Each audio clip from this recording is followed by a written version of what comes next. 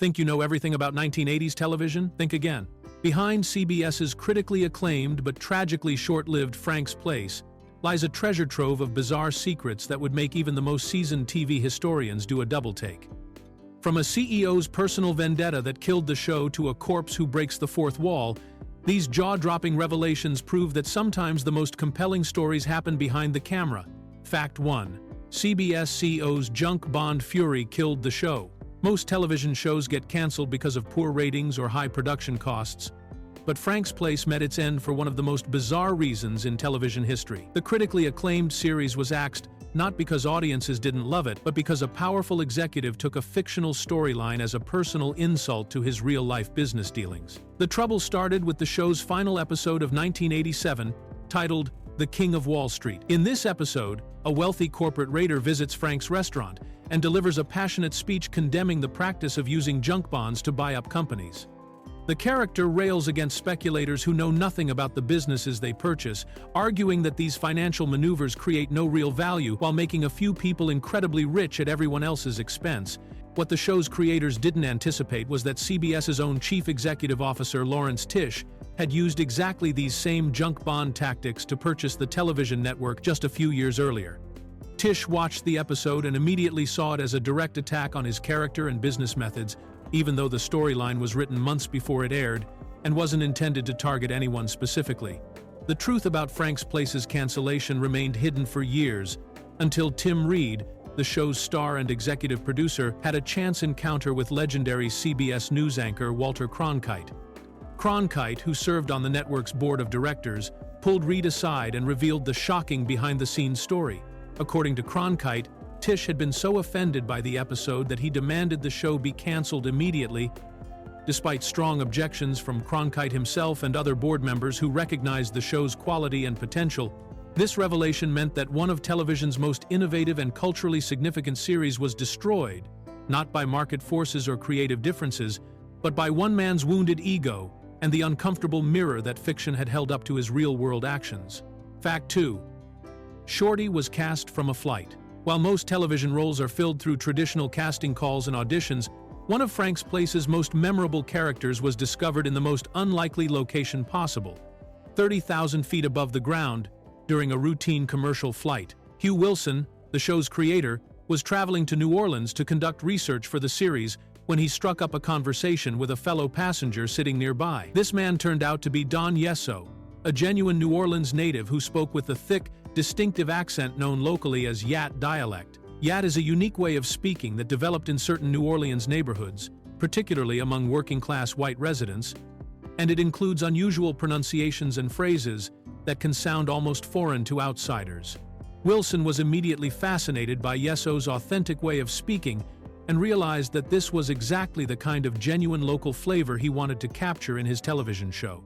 Rather than hiring a professional actor who would have to learn and imitate the accent, Wilson made the bold decision to offer Yesso a role on the spot. The problem was that Yesso had absolutely no acting experience whatsoever and had never considered appearing on television. Despite his complete lack of professional training, Yesso agreed to take on the role of Shorty, the assistant cook who worked alongside Big Arthur in the restaurant's kitchen.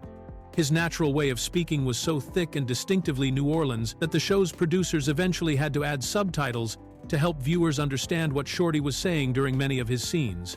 This unconventional casting choice proved to be one of the show's most authentic elements, giving Frank's Place a level of genuine New Orleans atmosphere that would have been nearly impossible to achieve with traditional Hollywood casting methods. Yesso's presence on screen provided viewers with an unfiltered window into the real linguistic culture of New Orleans' working-class neighborhoods. Fact 3. Dead body breaks character after credits.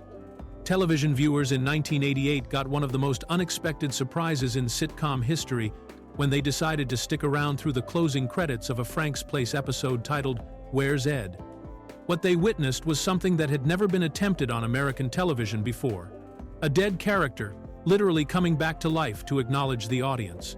The episode itself featured one of the show's most beloved storylines, where members of a local social club called the Drivers decide to give their recently deceased friend Ed one final night on the town. These well-meaning friends remove Ed's body from the funeral home and bring him to Frank's restaurant for one last drink and some fond reminiscing about the good times they shared together.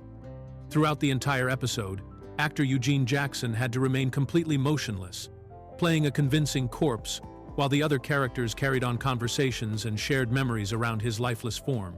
The performance required Jackson to stay perfectly still for extended periods during filming, which is much more challenging than it might seem, especially when surrounded by other actors delivering funny lines and emotional moments. He had to resist any natural impulses to blink, breathe visibly, or react to what was happening around him, maintaining the illusion that he was genuinely deceased. But after the final scene ended and the closing credits began to roll, something magical happened that caught everyone off guard. Jackson suddenly appeared on screen one more time, very much alive and smiling directly at the camera. He cheerfully tipped his hat to the viewing audience and gave them a playful wink, breaking the fourth wall in a way that was both charming and completely unexpected. This delightful touch became one of the most talked about moments in the show's brief run, with fans eagerly telling friends to watch through the credits whenever "Where's Ed?" was rerun on television.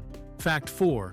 Subtitles required for American TV character. American television had never faced quite this problem before. How do you help viewers understand a character who's speaking English when his accent is so thick that most of the country can't make out what he's saying?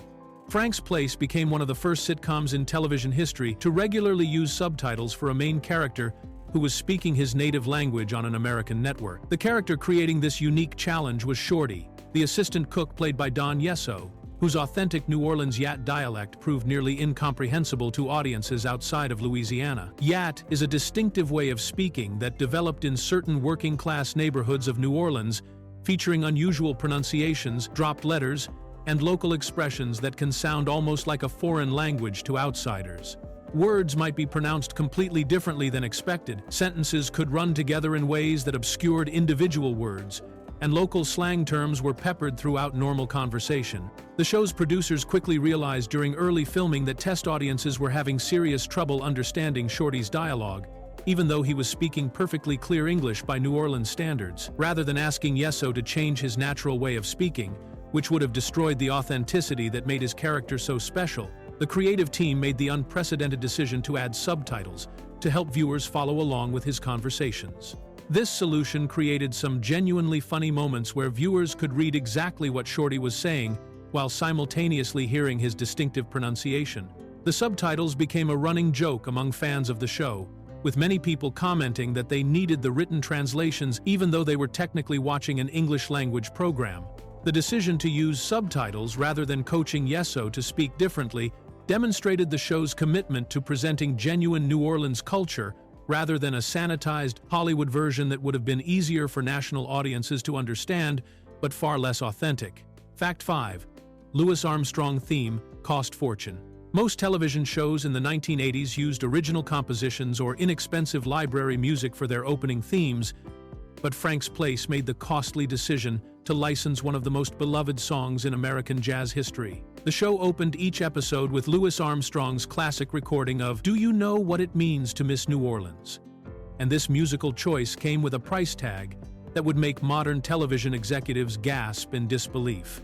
The licensing fees for using Armstrong's iconic performance cost the production an estimated $2,300 per episode during the show's original broadcast run.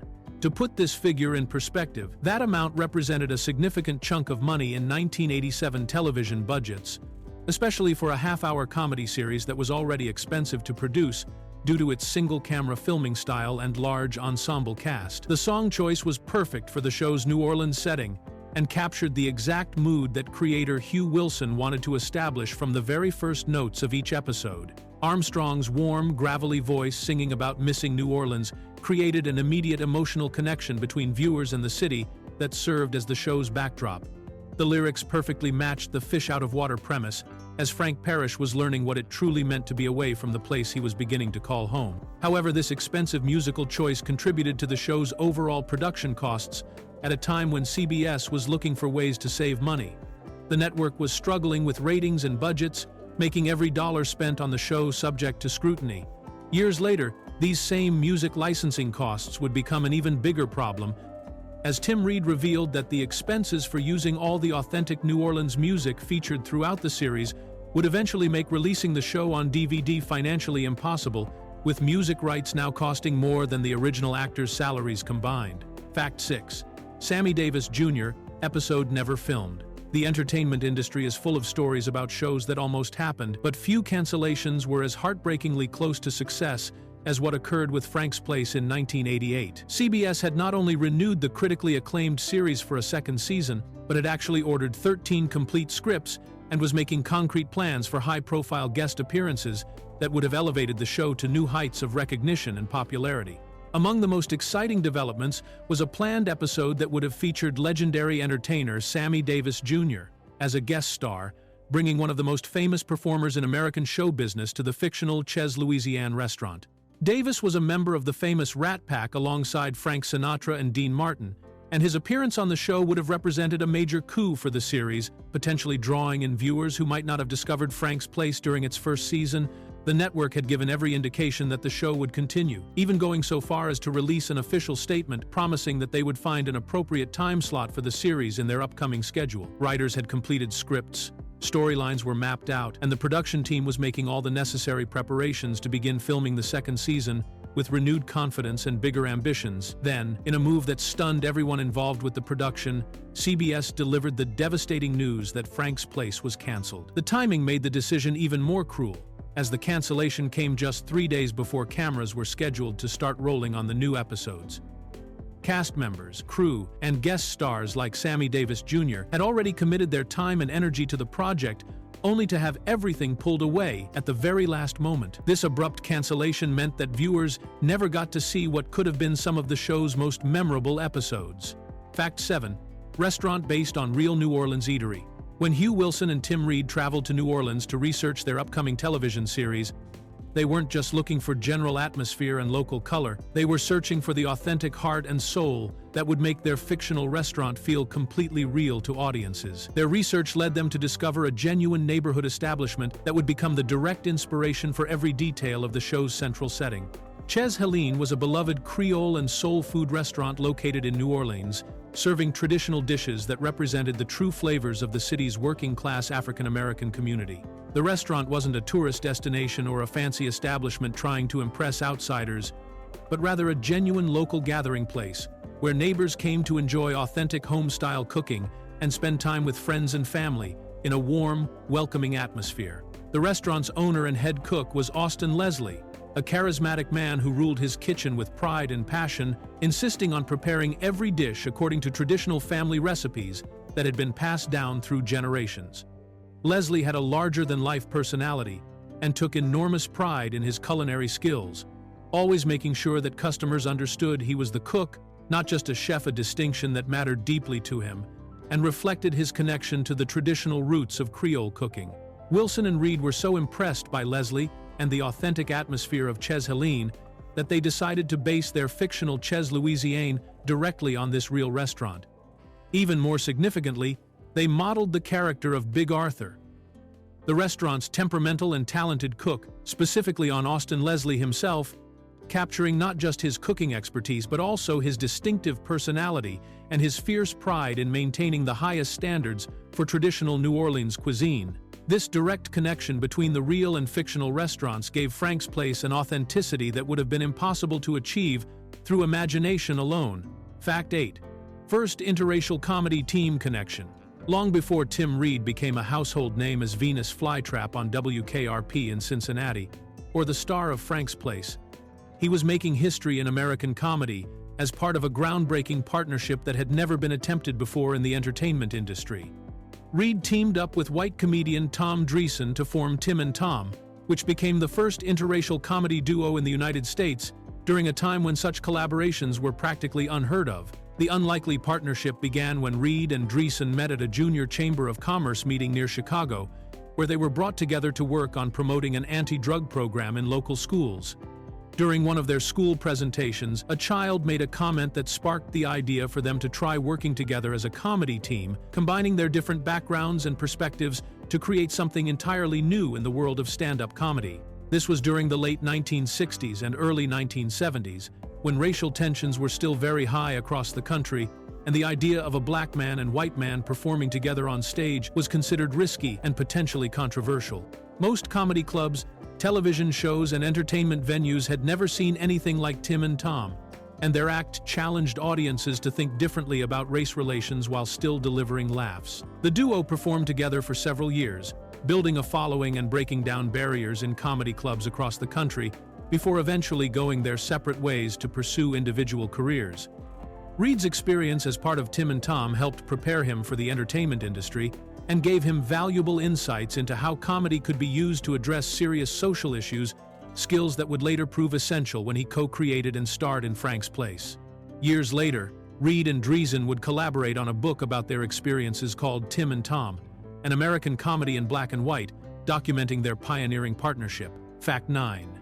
Hugh Wilson's self-insert character. Television creators often slip little pieces of themselves into their shows, but Hugh Wilson took this practice to an unusually direct level when he openly admitted that one of Frank's Place's regular characters was essentially his own avatar within the fictional world of the New Orleans restaurant. Wilson specifically designed the character of Bubba Weisberger to serve as his personal representation in the show's predominantly African-American cast. Bubba was portrayed by actor Robert Harper as a white Jewish lawyer from an old Southern family who had become a regular customer at the Chez Louisiane restaurant. The character was someone who genuinely belonged in this community despite his different background, fitting in naturally with the other patrons and staff members while bringing his own unique perspective to the conversations and situations that arose in the restaurant. In interviews about the show, Wilson was remarkably candid about his intentions for this character, describing Bubba simply and directly as the white guy in the ensemble cast. This straightforward explanation revealed Wilson's awareness of his own position as a white creator working on a show that centered black characters and experiences, and his desire to include a character who could represent his own perspective within that world. The choice to create Bubba as a lawyer from an established Southern family was particularly interesting, as it gave the character deep roots in New Orleans culture and history, while still maintaining his outsider status in some ways. This background allowed Bubba to serve as a bridge between different communities and perspectives, much like Wilson himself was trying to do as the show's creator. Rather than hiding this self-insertion or being subtle about it,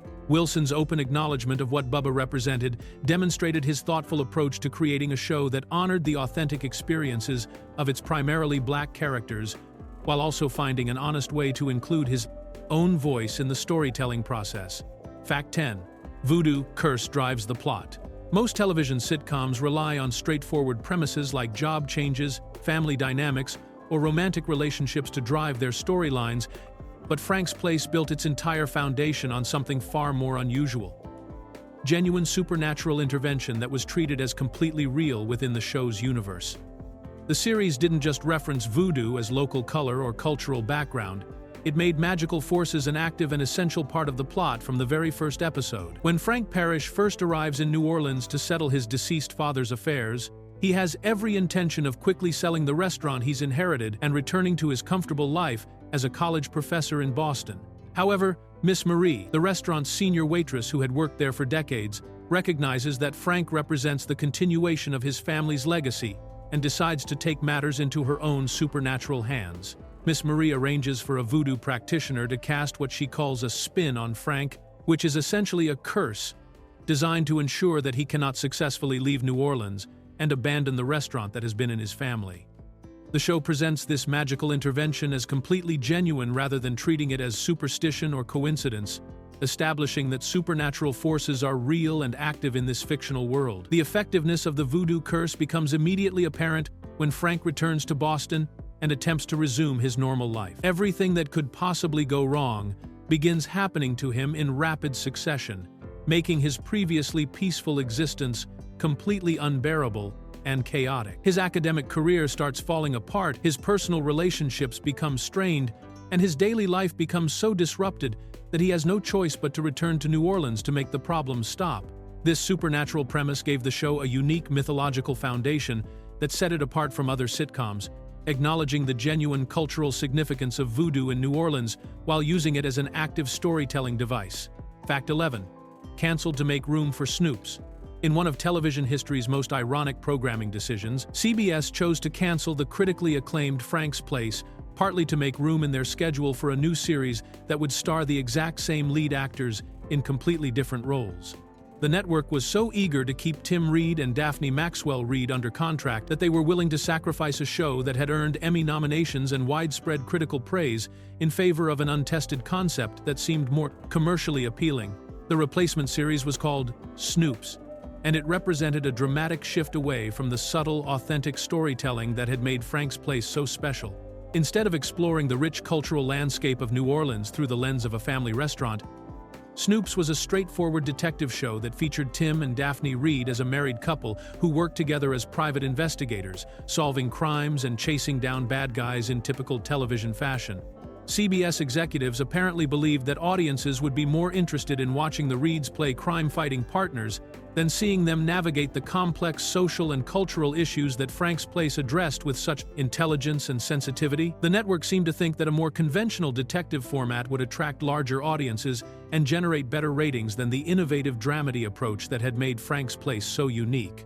The decision to cancel Frank's Place in favor of Snoops proved to be a spectacular miscalculation on the part of CBS programming executives. While Frank's Place is still remembered today as a groundbreaking series that was ahead of its time, Snoops lasted only one season from 1989 to 1990 and quickly faded into complete obscurity. The detective series failed to capture audiences' attention and was itself canceled after just 1 year, making the sacrifice of Frank's Place seem even more pointless and wasteful in retrospect. Fact 12.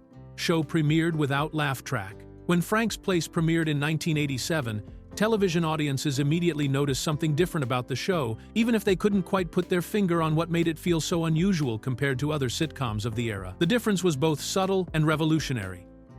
Frank's Place was one of the first comedy series to completely abandon the artificial laugh track that had been a standard feature of American television comedy for decades. Most sitcoms in the 1980s were still being produced using the traditional 3-camera setup, where episodes were filmed in front of live studio audiences whose laughter would be recorded and mixed into the final broadcast. Shows that weren't filmed with live audiences would add canned laughter in post-production, using pre-recorded audience reactions to tell viewers when something was supposed to be funny and how hard they should be laughing. Hugh Wilson made the bold decision to film Frank's Place using a single-camera technique, which was more commonly associated with dramatic television shows and movies rather than sitcoms. This approach allowed for more cinematic shots, better lighting, and more intimate performances, but it also meant that there was no live audience present during filming and no opportunity to capture genuine laughter reactions. Rather than adding artificial laughter in post-production, Wilson chose to let the comedy speak for itself without any audio cues to guide the audience's reactions. This decision was initially controversial, as network executives worried that viewers wouldn't know when they were supposed to laugh or might not recognize that the show was intended to be funny.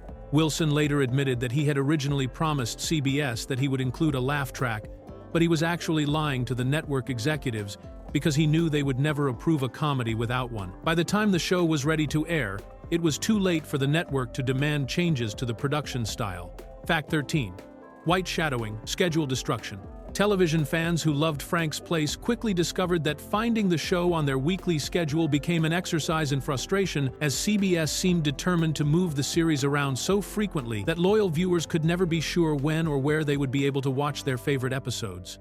This scheduling chaos became so notorious among fans that they created their own term to describe what CBS was doing to the show. The term white shadowing was coined by frustrated viewers who remembered what had happened to another critically acclaimed series called The White Shadow, which had suffered a similar fate at the hands of network programmers who couldn't seem to decide where the show belonged on their schedule. Just like Frank's Place, The White Shadow had been constantly preempted for television specials, moved to different nights of the week without warning, and shifted to various time slots that made it nearly impossible for audiences to develop a regular viewing habit.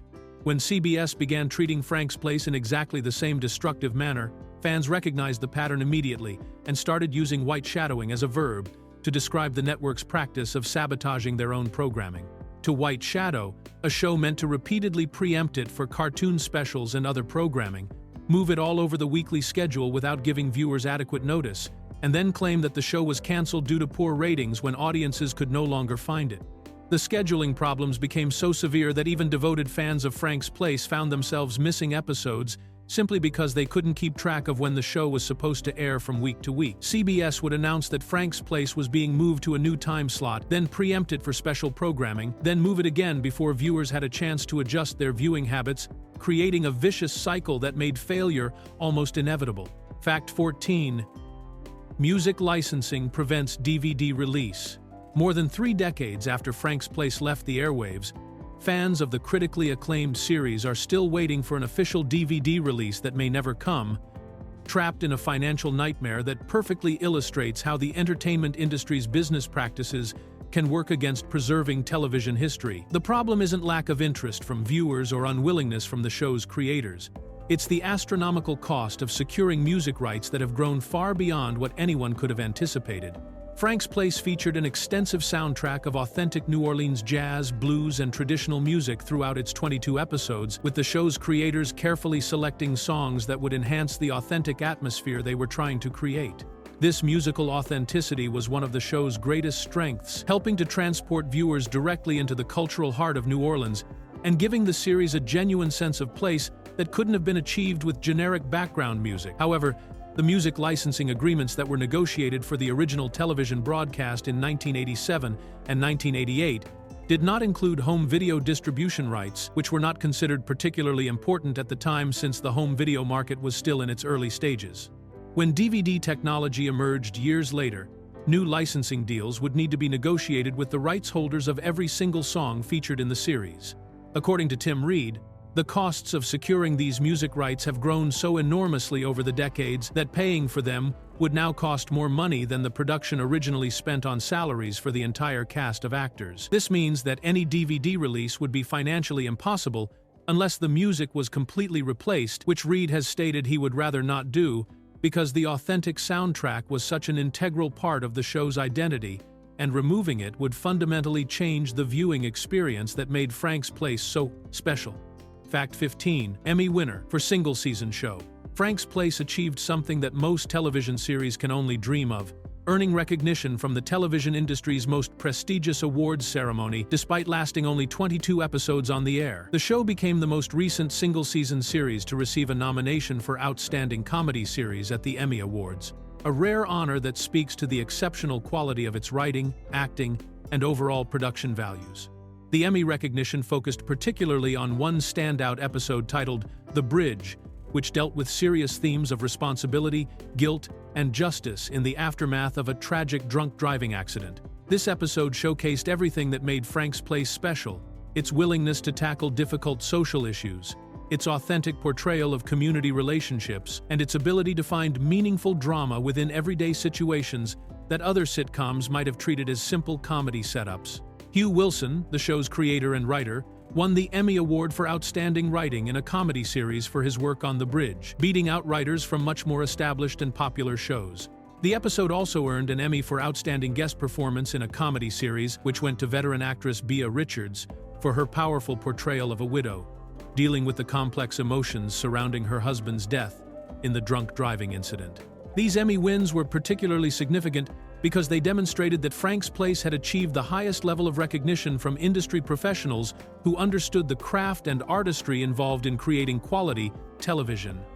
The fact that a show with such a brief run could compete successfully against long-running popular series proved that Frank's Place had accomplished something truly special during its short time on the air. Since Frank's Place ended its run in 1988, no other single-season show has managed to earn a nomination in the Outstanding Comedy Series category, making Frank's Place a unique achievement in television history.